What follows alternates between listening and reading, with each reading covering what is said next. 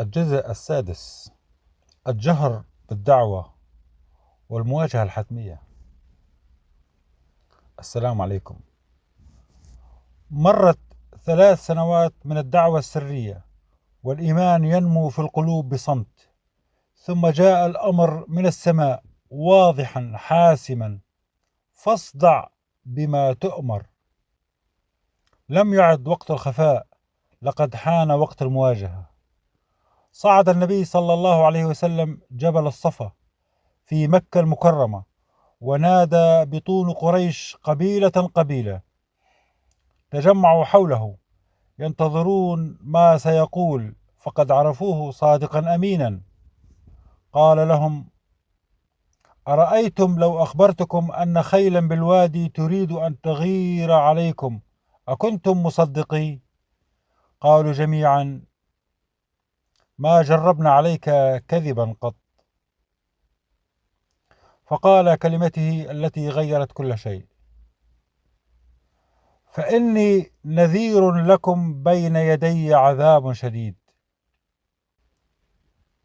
كانت لحظة فاصلة. لم تعد القضية أخلاقا فردية، بل عقيدة تهدم أصنامهم وتسقط مصالحهم، ويتساوى فيها السيد والعبد. فكان أول من جهر بعداوته عمه أبو لهب، الذي صاح: تبا لك سائر اليوم، ألهذا جمعتنا؟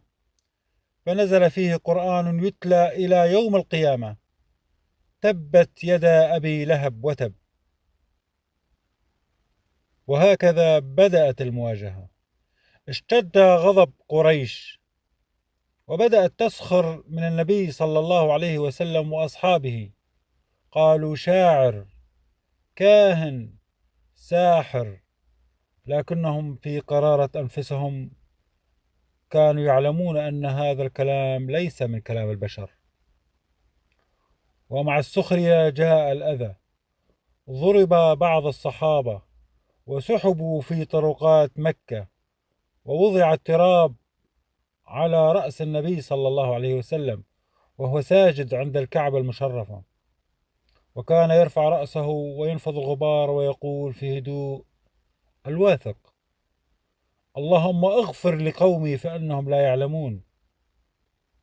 أي قلب هذا الذي يدعو لمن يؤذيه، وأي رحمة تسكن صدره وهو يكذب ويحارب. عرضوا عليه المال ليترك الدعوة، عرضوا عليه الملك، عرضوا عليه النساء، فقال كلمته الخالدة: والله لو وضعوا الشمس في يميني والقمر في يساري على أن أترك هذا الأمر ما تركته حتى يظهره الله أو أهلك دونه. كان الطريق قد بدأ يشتد، والصبر سيختبر، والقلوب ستمحص، لكن النور إذا اشتعل لا يطفأ. أرجو الاشتراك أعزائي.